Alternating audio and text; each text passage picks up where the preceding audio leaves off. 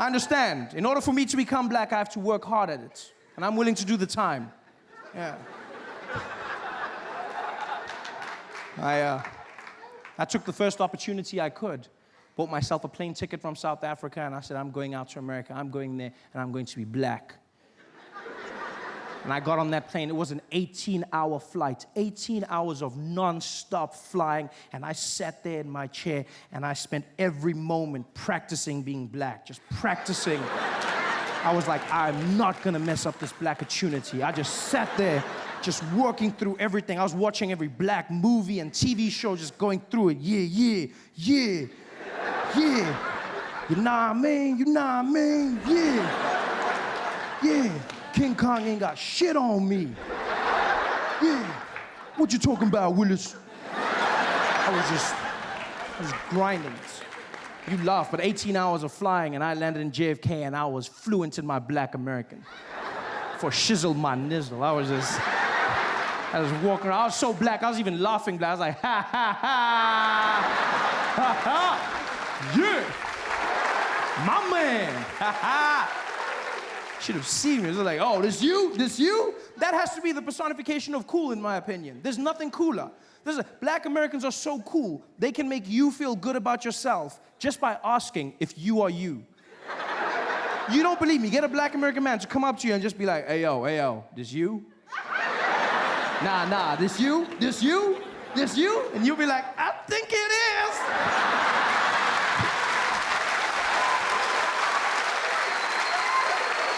It's magic. I was that black. Not just any black, but the coolest black in the world, and that's American black. I can say this with confidence, being from Africa. I know black. I'm well-versed in the arts of black. I'm from the black factory. I mean it. I've seen every kind of black, from light black all the way to like navy blue black. I know black. And there's no cooler black than American black. Nothing cooler, you know? Because American black people, I mean, you just look at how much they've done to influence modern-day pop culture, you know? Small things and the big alike. You look at the music. You've got, you know, jazz, hip-hop, R&B, all black Americans, style of clothing, you know, just this general swag that they've brought to everything. Even small things like walking. I mean, walking is such a mundane activity, isn't it? It's just there's nothing cool about this thing. You just move from one place to the next, and pretty much everybody can do it. This is it. There's nothing. And then black Americans came along, and then they just added in that bounce, and then all of a sudden you look really cool. You just, you know, you look like you have a purpose. You've just got that. Yeah, look at this. It's super cool. And it must be hard for an assassin to kill you, just like. That's why if you look in American history, no black man was ever assassinated whilst walking, ever. It was when they stopped and said something. Bang! That's when they were, because they got to walk. That's why if you look, Obama, every time he comes out of the jet or makes a speech, he's always just got that little bounce just before. Because in his head, he's like, you never know. You never know. You never know. You never know. You never know. Got to walk. It's a cool walk. And by far, the coolest thing of all is the talk. I've listened to black Americans, and it's the most amazing use of the English language I've ever come across in my life. Because they pay no regard to punctuation whatsoever. Just cruise through sentences. It's fantastic. First time I had a conversation with a black American man was in Baltimore, Maryland. This guy walked up to me after the show. He didn't even walk. He just floated in. Just came up to me and was like, hey, yo, B, hey, yo, let me holler at you for a minute, man. Let me holler at you. I said, okay. He's like, man, I ain't even gonna front, man. I ain't gonna front. I came out here, dude. I ain't even know who you was, man. I didn't even know I was out here at the show. I bought my girl. We was out there. You came out there. You were doing your thing. I was like, yo, man, I ain't even know they goddamn yellow bones out there in the motherland, man. I was like, yo, this kid better be funny, man, but I ain't gonna lie. You came out there, you was keeping it coming, keeping it moving. You was just beasting. I was like, all right, man, maybe this kid is the truth, yeah? This kid was doing his thing. He was keeping it out there. I started laughing. My girl was killing herself. I was like, all right, this mofo got flow for sure. You know what I mean?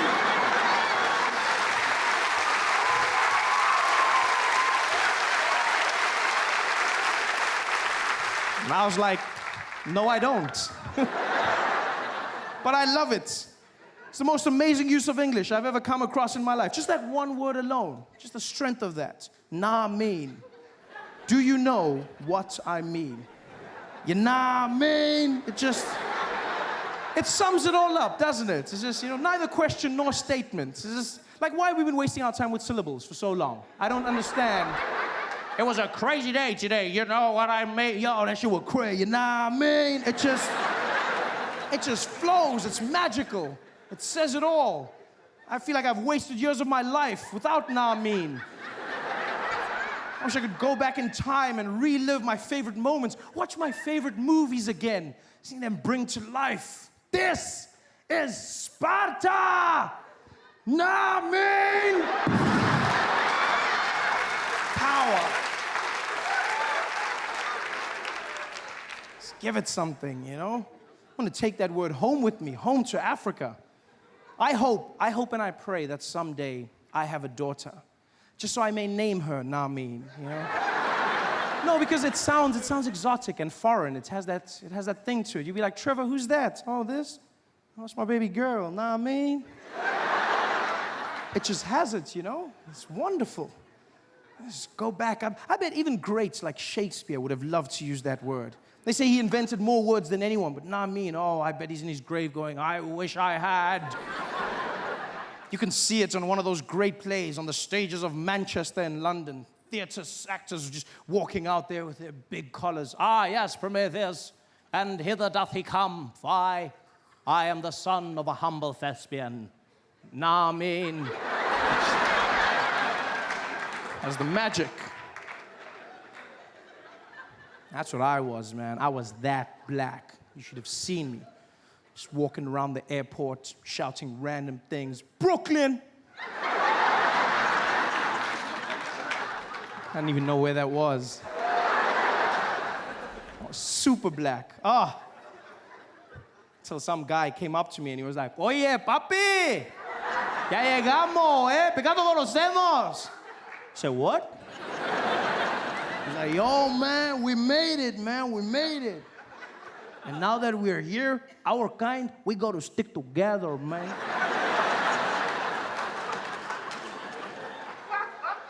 Our kind. 18 hours of flying and I still wasn't black. I was Puerto Rican.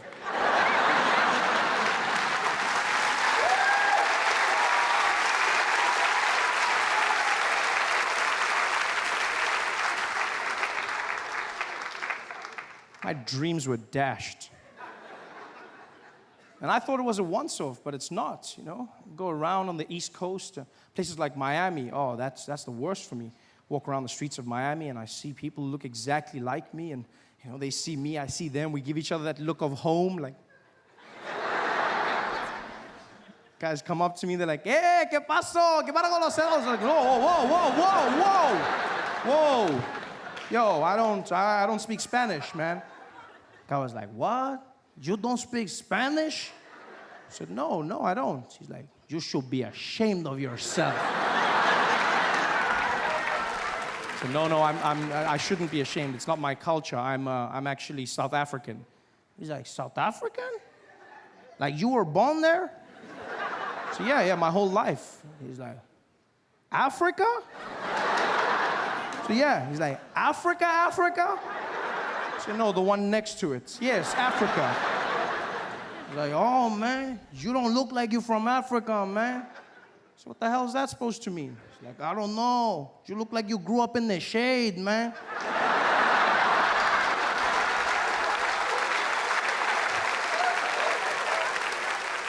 Asshole.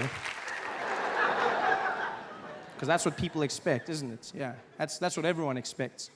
When they hear Africa, that's all they think. Those are the images they see. Say, this next comedian is from Africa.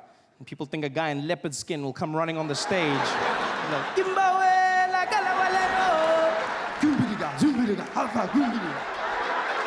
let me tell you monkey jokes.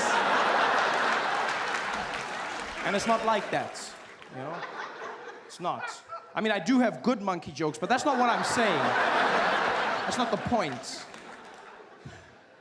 Just everyone has these images of Africa, and it's not your fault as Americans. I understand that as Americans, like, you don't know much about South Africa. I've realized this in my time here. You don't know much about Africa as a whole, which is, you guys don't know much about anything, but that's not your fault. It's just you guys are so big and America-centric, and you don't get outside images. You don't see anything.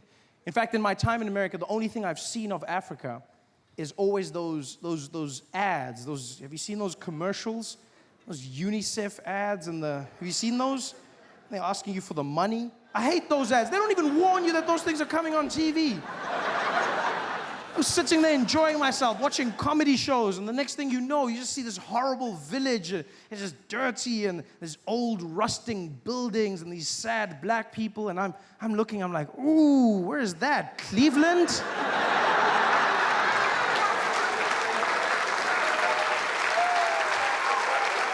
And then a thing comes up, and it's like, Africa. Like, really? Where? And then they show you the starving people, and it's always the same. They've always got the starving look. They always do the pose. They've always got that, like, why haven't you called look? One by one. And they show you these people, and there's a starving mother and a starving child, and it's horrible. And then there's a celebrity. There's always, the most important thing is a celebrity who comes out. And they speak for them. That way we'll understand. And the one I saw was Penelope Cruz. She was the celebrity. She's beautiful. Oh, and she came out, and the starving mother and child were there, and Penelope came out. She was next. Well, she wasn't next to them. It was blue screen. But she wanted to be there. She walked out, she pointed, and she was like, this is Africa.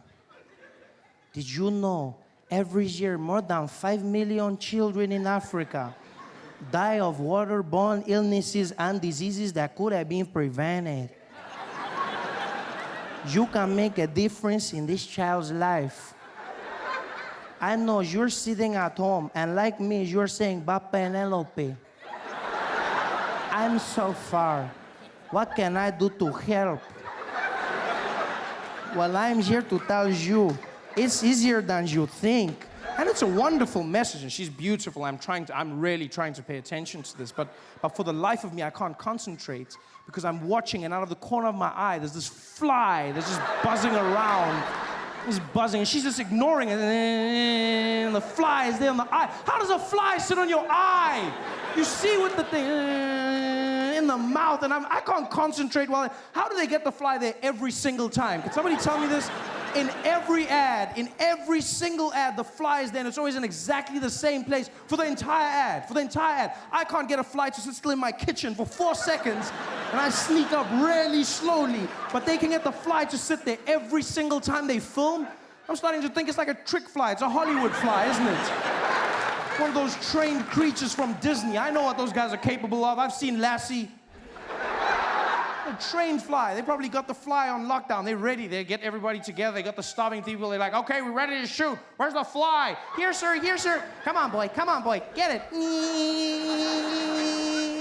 And stay. Action. Did you know every year more than 5 million children are starving?